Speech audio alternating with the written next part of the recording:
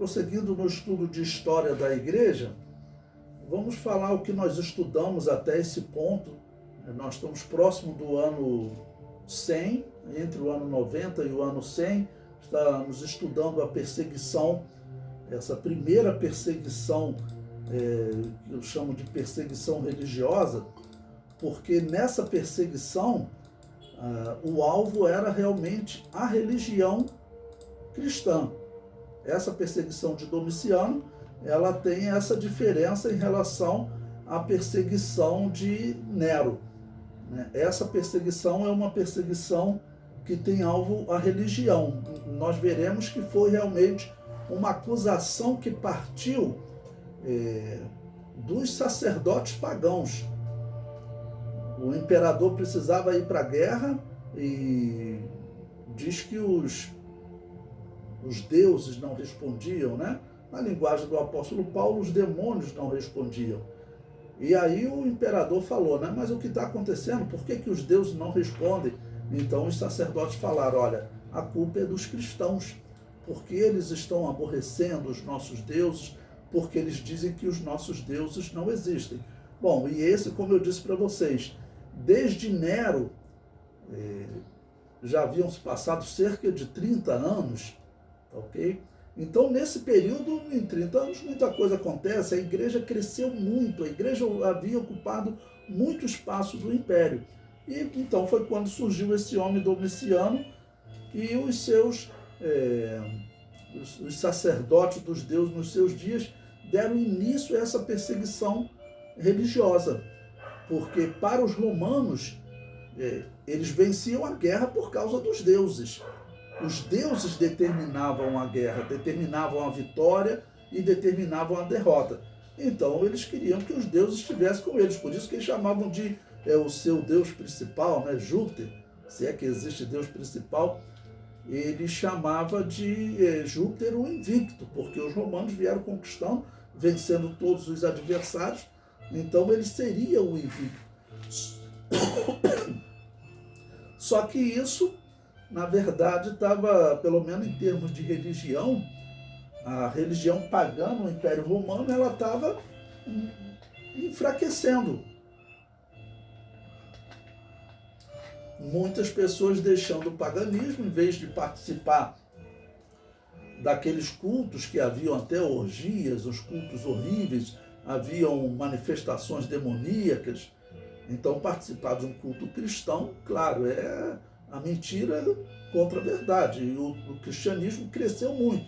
E a arma que eles usaram para parar o cristianismo, qual foi? Foi dizer que os cristãos eram os responsáveis pelos males. Então, acabou com Domiciano esse intervalo de paz que houve após a morte de Nero, né? Ok?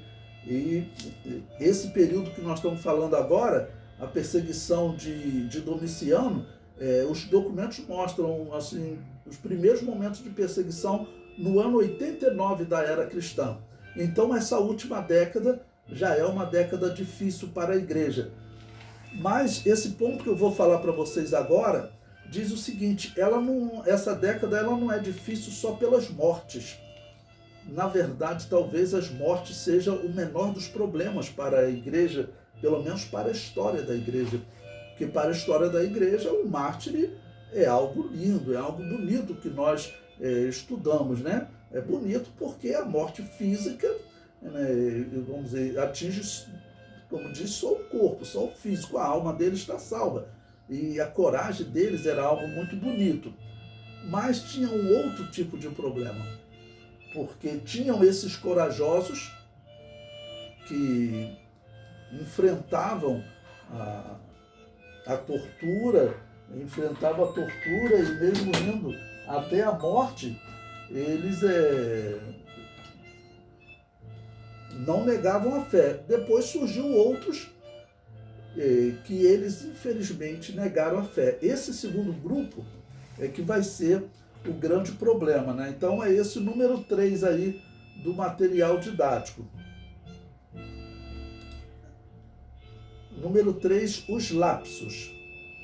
O comentário diz: com Domiciano, Os pastores poderiam escapar da morte. Para isto, bastaria aceitar adorar os deuses. Neste período surgiram os primeiros ministros apóstatas, que foram chamados de lapsus, termo latino que se traduz por caídos. Bom, então veja, a perseguição de Domiciano ela vai durar quase 10 anos. Né? Ele morre mais ou menos 7 anos depois que ele começou a perseguição. Nesse período, o que significa esses lapsos?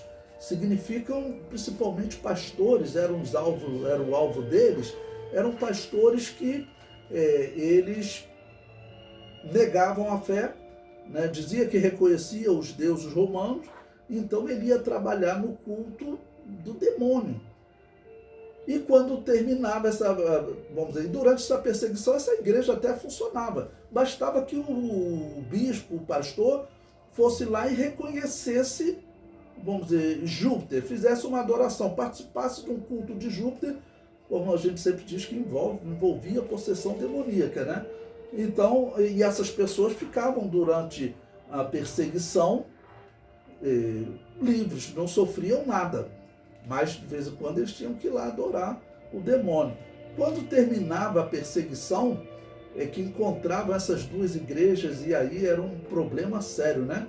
Vamos dizer, aí por cerca de 200 anos, em todas as 9 perseguições que vão se seguir, vão ter problemas com esses que eles chamavam o nome ruim, caídos, né? Porque eu fico pensando na consciência dessas pessoas quando acabava a perseguição. A pessoa estava viva, mas ela foi lá cultuar o demônio, participou do culto do demônio, provavelmente se envolveu em alguma possessão demoníaca. Bom, imagine um pastor da igreja, para não morrer, quando já estava com a espada na garganta, vamos dizer, ele aceita cultuar, vai lá e cultua. Né? Quando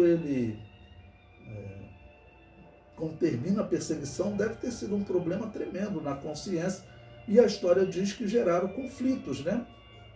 Geraram conflitos, e os conflitos normalmente geravam porque, ao fim da perseguição, esses lapsos acabavam que os outros pastores morriam ou fugiam para as catacumbas, para as montanhas, e então viviam mendigando por 8 anos, 6 anos, 7 anos, tem perseguição de 10 anos, e depois eles voltam muito pobres, enquanto esses pastores ficaram vivos e eles que estão liderando as igrejas, né?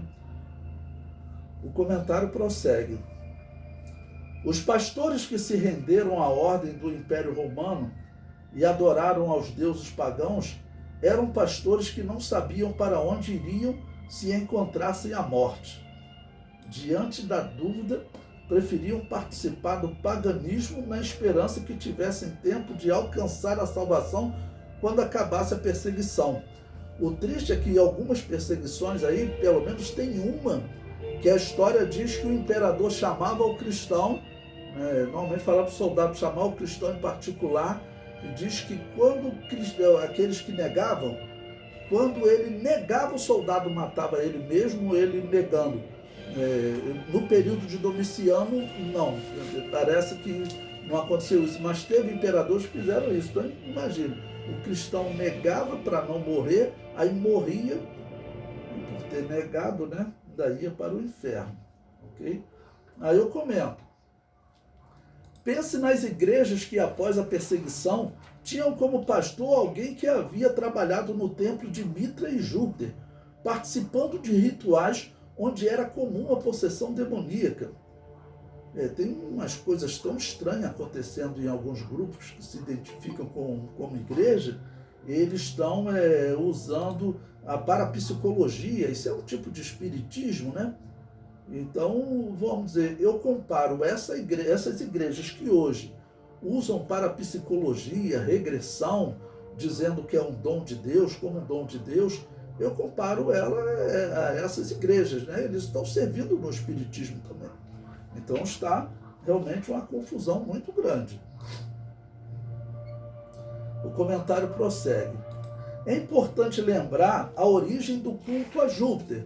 Bom, então essa perseguição está ocorrendo porque são esses deuses que os romanos veneram e que, segundo os sacerdotes, estão aborrecidos e não respondem mais ao imperador por culpa dos cristãos.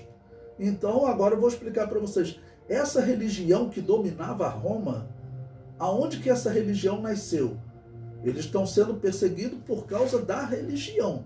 O Império Romano não estava nem aí para os cristãos.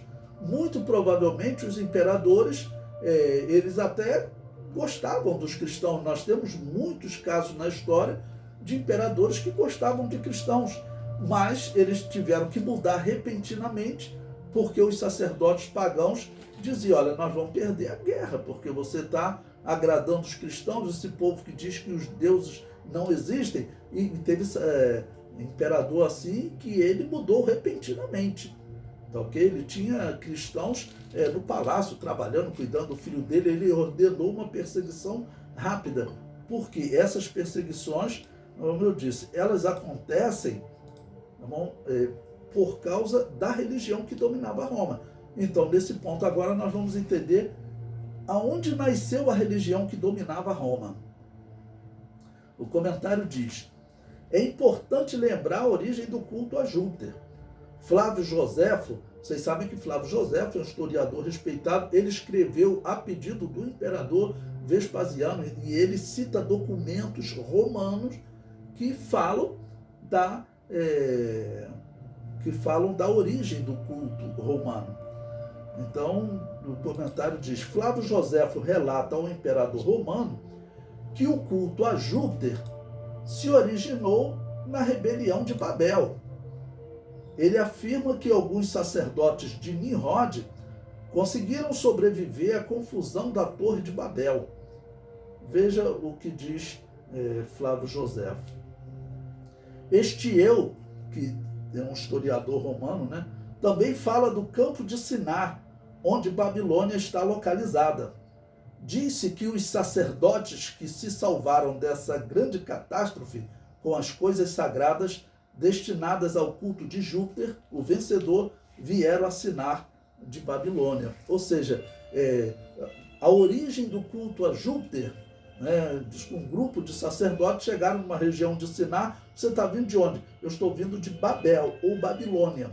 E aí eles sobreviveram, segundo Flávio Joséfo, da queda da torre. Eram esses que estavam lá adorando a Nimrod. Ou seja, Júpiter, na verdade, quem é? Júpiter é Nimrod. O culto romano, assim como o culto grego, o culto egípcio, o culto cananeu, o culto dos celtas também, todos eles tinham origem em Nimrod. Nimrod, ele viveu cerca de 100, 150 anos antes do dilúvio. Desculpe, depois do dilúvio. E ele, o que ele fez? Ele começou a criticar Deus, segundo Flávio Joséfo, né? Dizendo que Deus havia sido mal com a humanidade enviando o dilúvio. E aí ele disse que ele era a semente da mulher que iria resgatar a humanidade, a semente de Eva. Ele conhecia a história de Eva, tá ok? Ele viveu logo depois do dilúvio, então a história o dilúvio foi algo muito impactante, tão impactante, até hoje é a história antiga mais contada. Todas as civilizações têm uma história do dilúvio. Até os maias que viviam aqui na América Central tinham história de um dilúvio. Tá bom? Então ele viveu 100 anos depois do dilúvio, ele conhecia bem a história daquele período anterior ao dilúvio. Claro que não havia Bíblia, mas quando ele viveu, Noé ainda estava vivo, Cã, Sem. Cã pelo menos sabia a história real do período anterior ao dilúvio. Então, Nimrod ainda saiu com essa história. Então, quando fala de culto de Babel, ele é o culto que dominava o Império Romano. Ele nasceu lá em Babel. E observe que eu sempre falo que dominava, porque essa é a expressão bíblica. A expressão bíblica diz que essa religião, que é a Babilônia apocalíptica, sem sombra de dúvida, essa religião que nasceu lá em Babel, o Apocalipse diz que ela está assentada sobre Roma. E diz que ela já esteve assentada sobre 5 reinos que já passaram. Diz que Roma é o 6º. E diz que essa religião também estará assentada sobre o reino do anticristo. que é a sétima besta, né? Ou a sétimo poder político sobre o qual essa religião está assentada. Então essa religião ela dominava o mundo romano. E ela que será organizada na Igreja Católica. A doutrina, as doutrinas principais do culto de Júpiter, elas serão colocadas na Igreja Católica. Até o filho de Júpiter, se Júpiter é Nimrod, o filho de Júpiter, segundo Semíramis, Tammuz, qual a data que eles adoravam Tammuz? O 25 de dezembro, ou seja, a data que a Igreja Católica colocou para adorar o personagem que ela chama de Jesus, mas que nós sabemos que, na verdade, é direcionado a Tammuz. Isso não tem jeito. Então, o problema, ele nasce aqui, com essa religião de Júpiter, só que essa religião do culto de Júpiter, ou seja, essa religião pagã, ela vai começar a entrar na igreja aos poucos. Vai ser o período que nós vamos estudar agora. Vai ter uma hora que eles vão começar a usar o incenso de Júpiter, o incenso que era o símbolo do diálogo com Júpiter, o diálogo com o demônio. Esse incenso, ele começará a ser usado na Igreja Católica. E existem indicações que começam já nessa época. Ou seja, algum bispo já teria começado a usar esse incenso de Júpiter. Os 200, 300 anos que vão se seguir serão, assim, fundamentais para a completa organização dessa religião de Júpiter na Igreja Católica.